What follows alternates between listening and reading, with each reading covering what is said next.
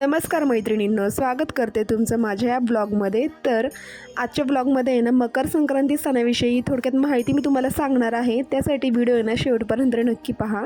तर आपल्या महाराष्ट्रात प्रत्येक सण साजरा होताना अतिशय उत्साह, आनंद, एकमेकांना मान सन्मान देण्याची पद्धत, रूढी परंपरा यांना फार महत्त्व दिल्याचं आपण पाहतो.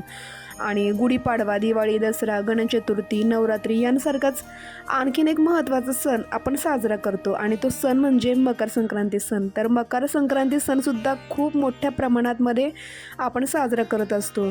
मकर संक्रांत सणापूर्वी वातावरण एकदम थंड असते. म्हणजे त्यावेळेस ना थंडीचं वातावरण असते. म्हणजे कमालीचा गारठा ना वातावरणात असतो. कधी एकदा सूर्य तापतो आणि थंडी कमी होते असं प्रत्येकाला वाटत असते. ह्या सणाचे एक वैशिष्ट्य म्हणजे हा सण कायम 14 जानेवारीला येतो. म्हणजे क्वचितच कधीतरी 13 जानेवारीला हा सण आला असेल. हा जो सण आहे ना, भारतीय सण सौर कालगणनेशी संबंधित अतिशय महत्त्वाचा सण असून शेतीशी देखील संबंधित आहे. मकर संक्रांतीला ना सुवासिनी एकमेकींना सुगड्यांचे वाण देतात. या वाणात हरभरे, मटर, बोरं, ऊस, गहू, तीळ, नाणे असलेले आपण नेहमी पाहत असतो.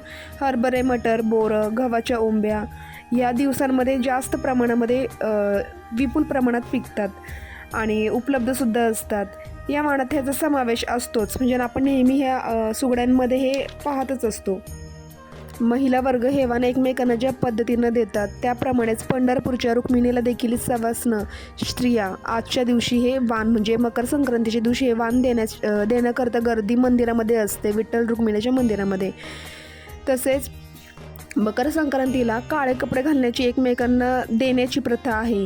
तिळगुळ घ्या आणि गोड गोड बोला असं म्हणण्याची संधी आपल्याला केवळ याच सणालाच मिळते बरं का. तीळ आणि गूळ हे उष्ण असल्याने या थंडीच्या मोसमात आपल्या शरीरात आवश्यक उष्णतेची गरज तीळ आणि गूळ हे पूर्ण करते. आणि याच मुख्य कारणामुळे मकर संक्रांतीला तिळगुळ घ्या आणि गोड गोड बोला असे म्हणण्याची परंपरा सुरू झाली असावी.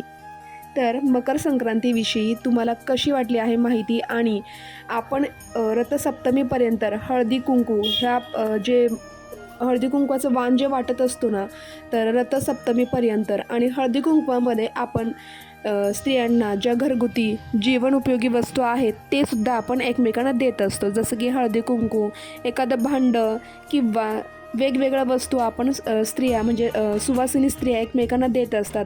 शृंगाराचे साहित्य त्यामध्ये असतात, बांगड्या असतात, वेगवेगळे काही ना काही प्रकार नेहमी एकमेकांना वाण म्हणून देत असतात. तर हळदी कुंकवाचे करंडेसुद्धा त्याच्यामध्ये हळद कुंकू टाकून ह्या सुवासिनी स्त्रिया देत असतात. तर अशा पद्धतीनं मकर संक्रांतीविषयी तुम्हाला थोडक्यात माहिती सांगितली आहे.